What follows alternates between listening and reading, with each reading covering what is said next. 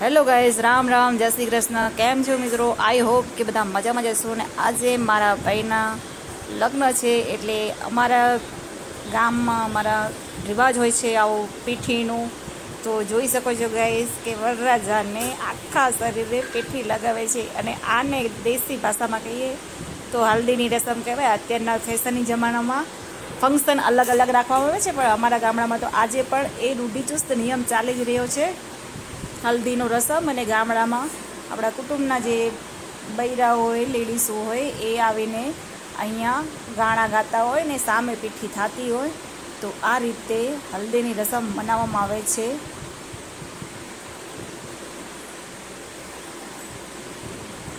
જોઈ શકો છો ગાઈઝ, વરરાજા આખા હલ્દી હલ્દી થઈ ગયા છે. અને આ હલ્દીની રસમથી એક વસ્તુ એ પણ છે કે આખો બોડી છે એની સ્કિન એકદમ ગ્લોઈંગ થઈ જાય છે. એટલે આ હલ્દીની રસમ પહેલાંની જે પ્રથા હતી એ આ રીતે કરવામાં આવતી હતી. અમારા ગામમાં હજુ પણ આ પ્રથા ચાલી જ રહી છે.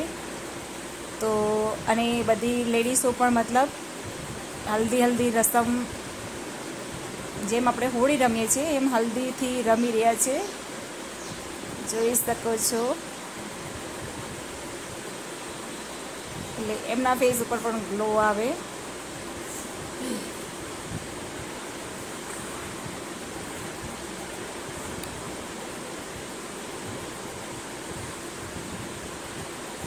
તો આ બધા મારા કુટુંબના કાકીઓ, ભાભીઓ, બહેનો એ બધા છે.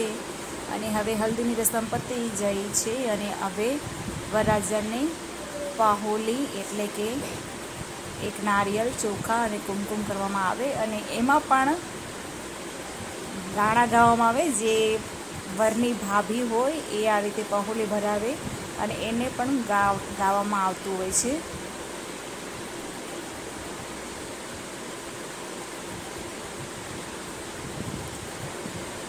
તો ગાઈસ, કેવો લાગે તમને મારો આ વિડીયો? ગામડામાં હજુ પણ ઘણા ગામડામાં આવા ઓલ્ડ રિવાજો ચાલી રહ્યા છે.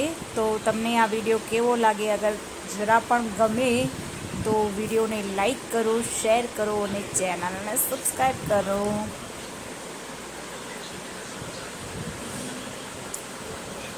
જપ કર.